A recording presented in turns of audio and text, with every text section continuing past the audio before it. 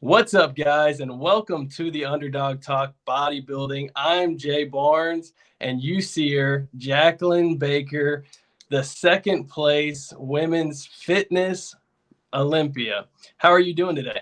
I'm doing well, thank you. I'm doing all right. Excited to be here.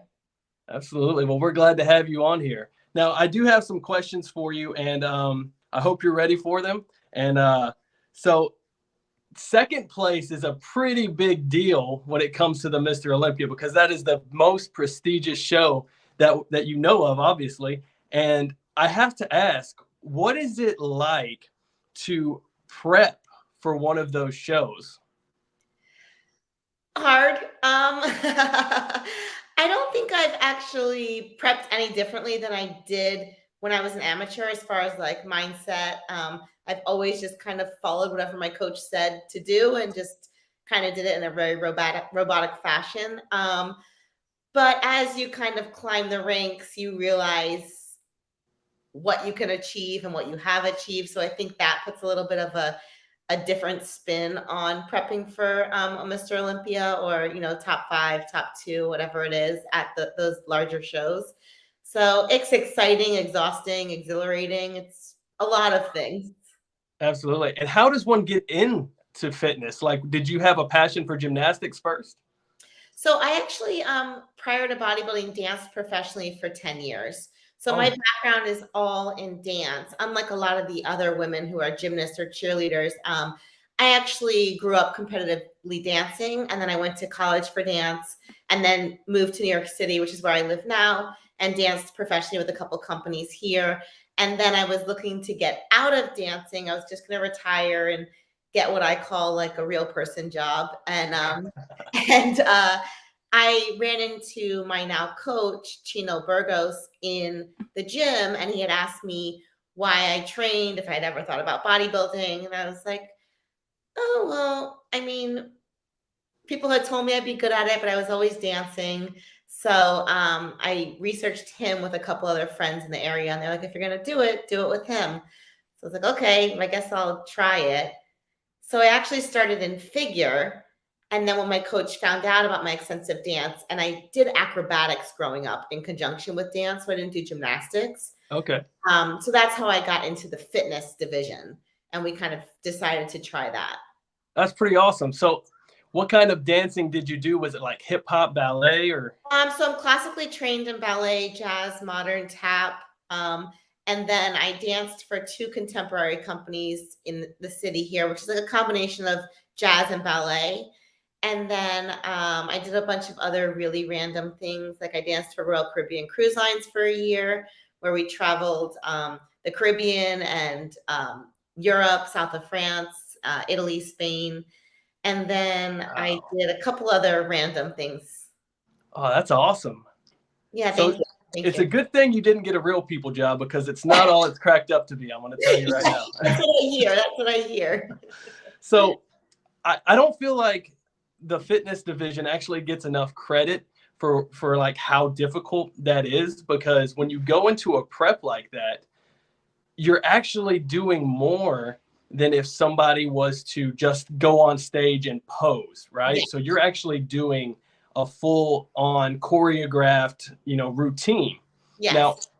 so tell me exactly like for a prep, what goes into, you know, all of that? Like, do you have to continuously do gymnastic exercises as well as your bodybuilding exercises? So everyone's very different on how they train in the fitness division. And I think it depends on your background, your skill set, your body in general, or whatever you like doing or need to do. Me, myself, I always say that I train like a figure competitor, and then I add fitness elements into my training. So, like on a day that I'm not lifting, I'll do some fitness drills. Most of my skills that I have, as far as like the acrobatic skills, I've done since I was probably 5 years old. Um, but there are some other strength skills that I've learned in the past 4 to 5 years that I've worked on.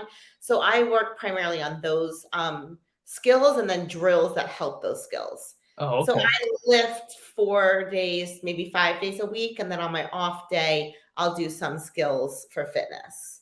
Okay, Um, awesome. really, I don't. what we would call tumble or acrobatics weekly or daily. I don't do that personally. Okay. So Yeah. what would you have to say to give that due credit to the fitness industry? Say it again. I'm sorry. What would you have to say to give that due credit to the fitness division?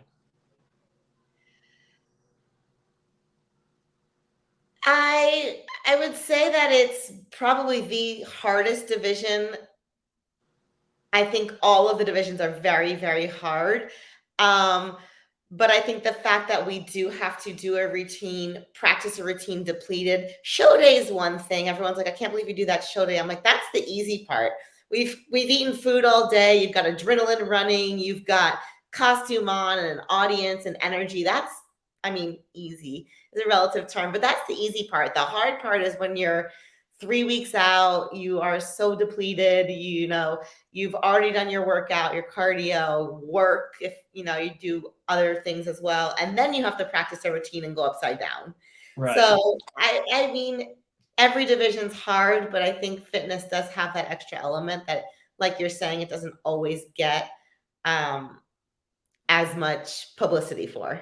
Right, absolutely. And I'm telling you, I'll sit there and I'll watch these shows, and what you ladies do is just beyond incredible because like you Thank you. said, you're depleted and you're just, you're running on steam basically is like, and it's just insane what you guys do. So Yeah. props to you for that. Thank you. Thank you. Absolutely. And I was going through your Instagram the other day and I noticed you're quite the foodie. Yes. So do you do any kind of cooking yourself? I actually am not a big chef per se. All of my meals year round come from MegaFit, so I use their protein, and then I cook my carbs and vegetables, and I try to mix it up with my foods a little bit here and there in the improvement season versus in season. But I'm not a big. I like to bake more than I do like cook as like a chef.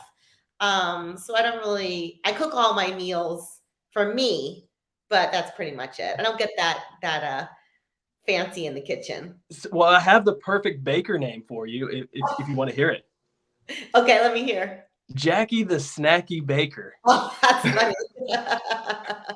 I do Just like rhymes all the way through. food and snacks, so yeah. Absolutely.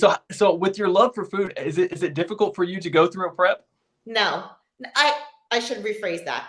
Yes, but once I flip the switch, my mind is just completely focused on what I'm doing.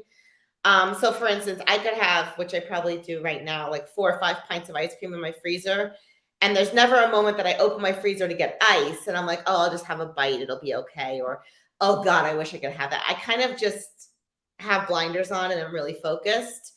Um, so I wouldn't say it's easy, but it's not, I don't feel tempted. Okay, that makes Yeah. sense.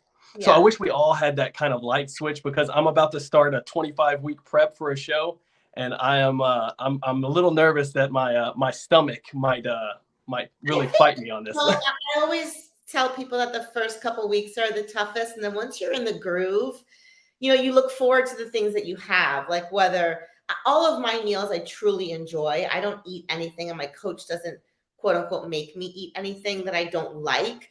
So that's the upside also. I feel like a lot of people are eating things they don't enjoy or cooking meals they don't like or not heating them up because they just don't care.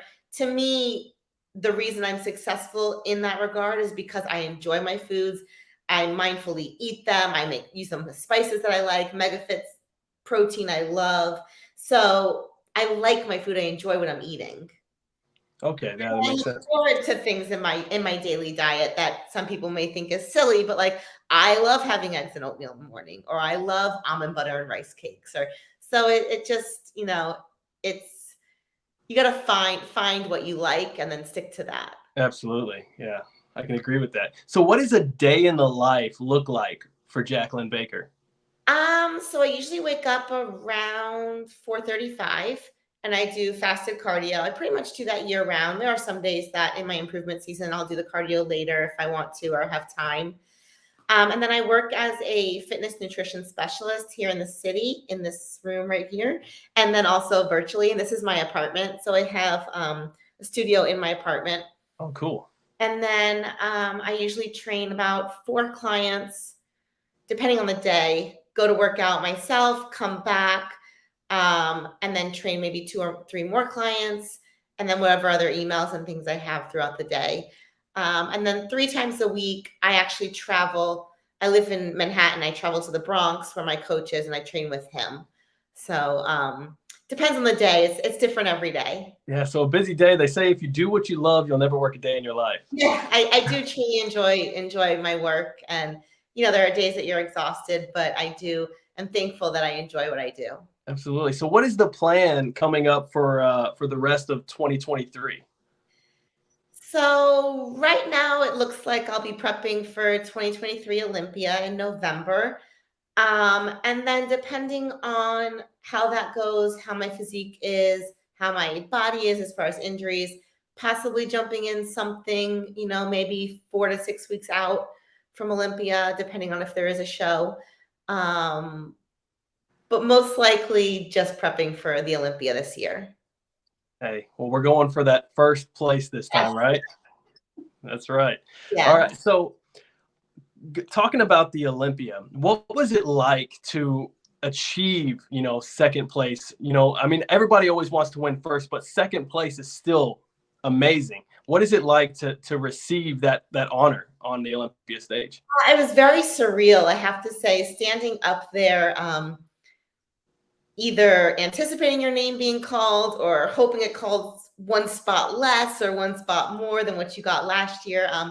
And I always take everything in when I'm on stage. So I'm observing everyone and seeing people like trying to decide who was going to be next and kind of pointing at us was really cool.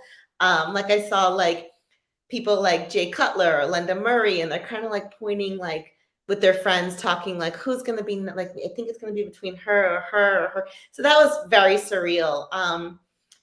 I think it's kind of when you're on stage, it's hard to grasp what's happening. And then it takes a little bit of time to come off of that adrenaline high and realize, oh, wait, I placed second.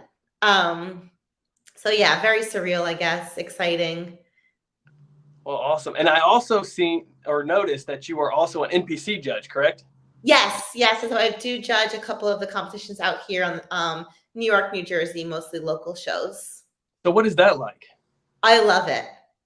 I actually just last year was my first year judging some of the competitions, and I just thoroughly enjoy it. I'm a very observant person to begin with, and I love watching all the amateurs coming up. And I can remember being on stage for my first show and how exciting it was and nerve-wracking. And I like to compare and contrast and look at everyone's physiques and kind of analyze the structure of people. I think it's fascinating. Yeah, absolutely. And does it ever put any extra pressure on you now that you are a judge to be judged? No, No, not at all. no, I didn't even think of that. No, I'm very good at compartmentalizing things. So like that to me is like a whole nother thing. Oh, yeah. So I didn't even think of that. Well, absolutely. Well, like Teddy likes to do on the Underdog Talk, he likes to do some rapid fire questions. Oh boy. Are you ready for them? I'm not sure, but go for it. What is your ultimate favorite snack? I'm sorry, say it again. You cut out. Sorry about that. What is your ultimate favorite snack? Ice cream. Ice cream. What is your favorite cereal? Cinnamon Toast Crunch. Do you like Hot Pockets? No. Pop-Tarts? Not my thing. Not your thing. What is your favorite thing to do when you're not bodybuilding? Hang out with my friends or watch TV. Favorite place to vacation? Anywhere in the sun or the beach. Oh, I like it because you're up north. Well, that's all the questions that I have for you today, but I appreciate you coming on to the Underdog Talk Bodybuilding Edition, and we look forward to hopefully having you on again closer to the Olympia or after the Olympia. If you'd sounds like great. To come back. Thank you so much. Absolutely. Well, thank you so much. We enjoy it, and guys, like it always, thank you for watching the channel. Like, share, subscribe. Underdog Talk Bodybuilding Edition out.